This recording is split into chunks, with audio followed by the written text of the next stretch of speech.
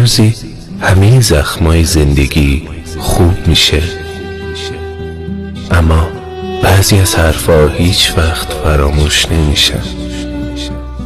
نه که چون حرف تلخه، نه، چون کسی بهت اونو میگه که اصلا انتظارشو نداری. رفتار بعضی از آدما هیچ وقت از ذهنت پاک نمیشه. شاید اون رفتار از نظر خیلی بد نباشه، ولی فقط خود تویی که میفهمی چقدر به خاطر رفتارش داغون شدی. بعضی اوقات باید سکوت کنی و فقط به خاطر خودت پیگیر چیزی نشی، اما هیچ وقت یادت نمیره که چی بهت گذشت تا گذشت.